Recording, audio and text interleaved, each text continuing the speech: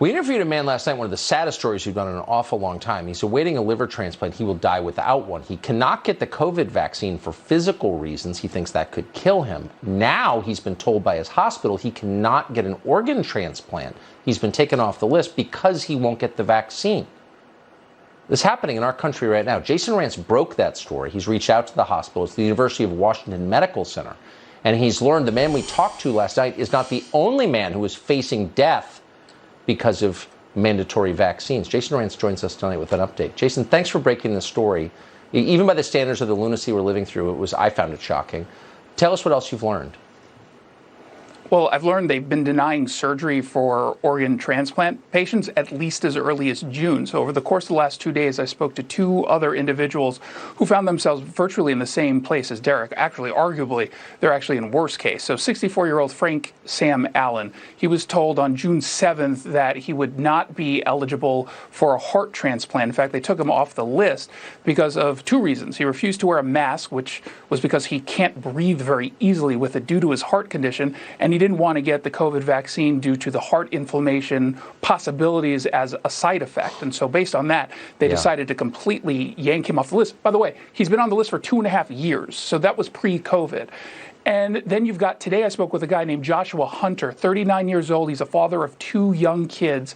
He was told in June that, hey, you're going to probably need to start thinking about the vaccination, but he never knew it as a policy until it became a policy. And so now they're saying because he didn't want to get the COVID vaccine, that he's being listed as inactive for a lung transplant, which, as he told me today, and this was incredibly heartbreaking, he expects he won't survive more than 3 to 5 years unless he gets this. And it's just taking these patients completely by surprise. And they're both basically telling me, and Derek said the same thing, they're trying to communicate with their doctors and get a better sense of these decisions. But it's not an easy process. They're not able to do a appeal as well. And so, especially in Joshua's case, he's like, just sit me down with a doctor and go over the data with me and tell me why it's safe and address my concerns, and I'll get the vaccine. But they don't seem willing to do that, at least not at this point. The risk of heart inflammation is real. It's been documented by researchers. I personally know 2 people well who've had it. I'm sure most of our viewers do. It doesn't mean people shouldn't get the vaccine, but it does mean that's an actual medically documented risk.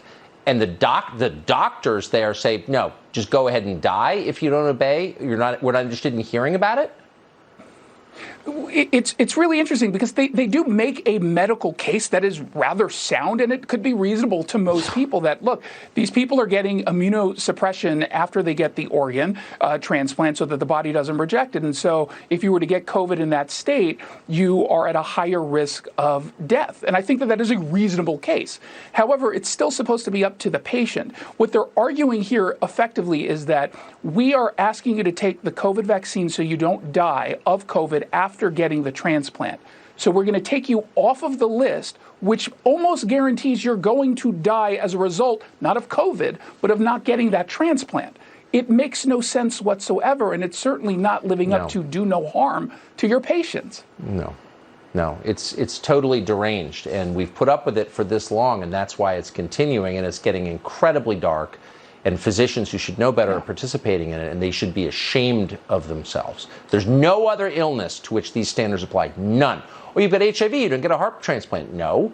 We don't do this with anything else. This is political, it's disgusting, and if we allow it, it's going to get worse. Sorry to editorialize. Jason Rantz, I appreciate reporting on this. Thank you very much. Thank you, Tucker.